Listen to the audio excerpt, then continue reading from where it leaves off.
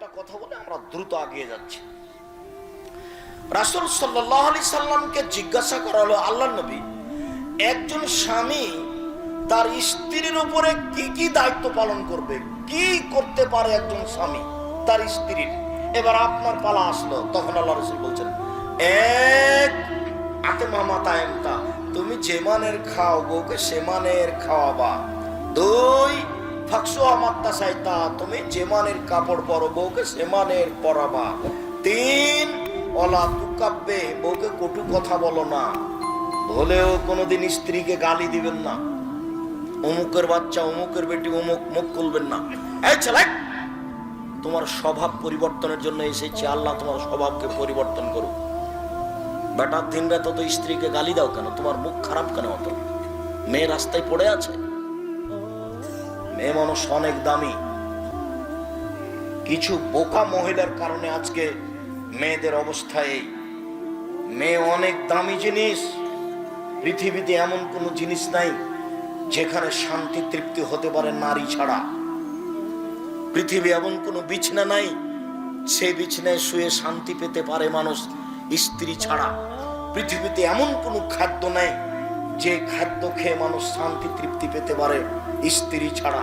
পৃথিবীতে এমন কোনো ব্যবস্থাপনা নেই যেখানে মানুষ শান্তি তৃপ্তি পেতে পারে স্ত্রী ছাড়া।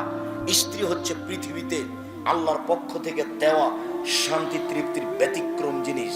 আল্লাহ তাআলা বলছেন, অমিন আইতিহান খালাকালাকুম মিন আনফুসিকুম আজওয়াজান লিতাসকুনু ইলাইহা, পৃথিবীর মানুষ, আমি তোমাদের পক্ষ থেকে তোমাদের স্ত্রীদেরকে সৃষ্টি করেছি যাতে করে তোমরা সেখানে শান্তি তৃপ্তি পেতে পারো।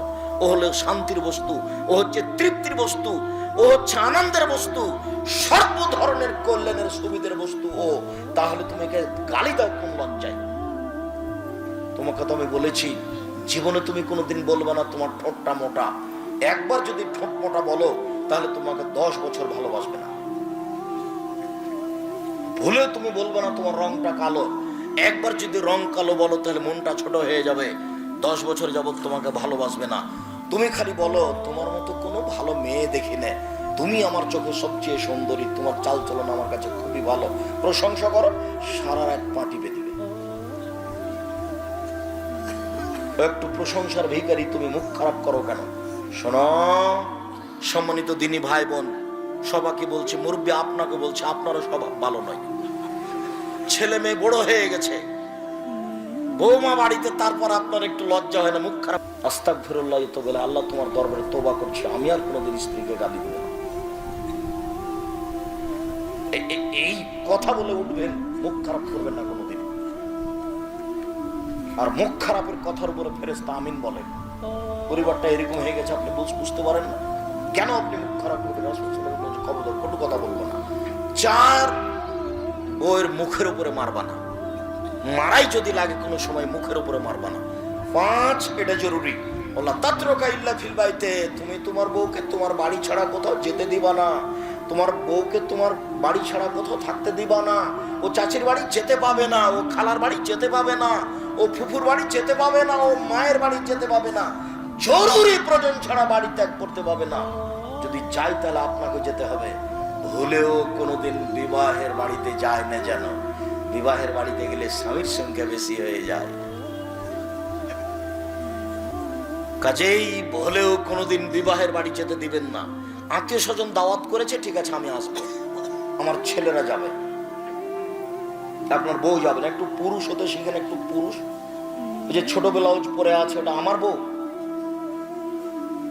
ওই যে ঢং ঢং করে এসেছে আর গল্প করে এখনো দাঁড়িয়ে আছে, জান দেখাছেন, ওটা আমার বউ নয়, জান দেখাছেন দাঁড়িয়ে আছে এখন। আশ্চর্য কথা, থাকবে কেন? কেন আছে? আমি তো আসলাম তখন দেখলাম যে সরে গিয়ে আর একটা লোকের সাথে কথা বলছে। ও তো আপনার মেয়ে না হলে আপনার বউ। কেন আছে? জানে না যে আব্দুর রাজ্জাক বিন ইউসুফ আজকে আসছেন?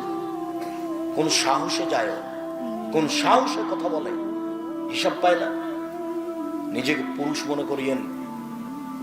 প্রেসিডেন্ট আইয়ুব পাকিস্তানের উপরে কারফিউ জারি করেছেন, আর আপনি আপনার বাড়ির উপরে কারফিউ জারি করবেন। 44 ধারা জারি থাকবে বাড়িতে, তার মানে আপনি পুরুষ। চোখ যেভাবে ঘুরে বউ সেভাবে চলে, তার নাম স্বামী। চোখ যেভাবে ঘুরে বউ সেভাবে চলে তার নাম স্বামী। চোখ যেভাবে ঘুরে বউ সেভাবে চলে তার নাম স্বামী। কোথায় গেছিলে তুমি? না তো, আমি তো বাহির থেকে পানি আনা চাইনি, পানি নিয়ে আসতে হবে সেটা আমি বুঝবো না তো, আমি তো তোমাকে ওখানে যেতে বলিনি, সেটা কি করতে হবে সেটা আমি বুঝবো। আমি তোমাকে উপার্জন করে খাওয়াতে পারি, আমি তোমার সুবিধা অসুবিধা বুঝতে পারি না? তুমি কি মনে করো আমাকে? পরবর্তীতে বাড়ির বাইরে তুমি পা রাখবা না, তোমাকে সতর্ক করে দিচ্ছি। রাসূল সাল্লাল্লাহু আলাইহি ওয়াসাল্লাম বলছেন লাঠিটা ঝুলিয়ে রাখো বাড়ির সামনে। পৃথিবীর সবচেয়ে দামি মানুষ, লাঠি দিয়ে বউকে ঠিক করো, পৃথিবীর সবচেয়ে দামি মানুষ। অতএব নিজেকে পুরুষ মনে করবেন, ভুলে কোনোদিন কটু কথা বলবেন না, আর বাড়ির বাইরে কোথাও যেতে দিবেন না দুর্ঘটনা ছাড়া। যাবে জরুরি কোনো কারণে যেতে পারে। কা পুরুষের স্ত্রী এদিক ওদিক ঘুরে বেড়ায়, কা পুরুষের মেয়ে এদিক ওদিক।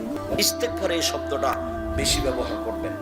আরো যদি পারেন রব্বিক ফিরলি অথবা আলাইয়া ইন্নাকা আনতাত তাওয়াবুল গাফির, ইন্নাকা আনতাত তাওয়াবুল গাফুর, এই দোয়া পড়ার চেষ্টা করেন। এগুলো ছোট ছোট ইস্তেগফারের দোয়া। যত ইস্তেগফার করবেন বিচারের মাঠে আপনার সুবিধা তত বেশি।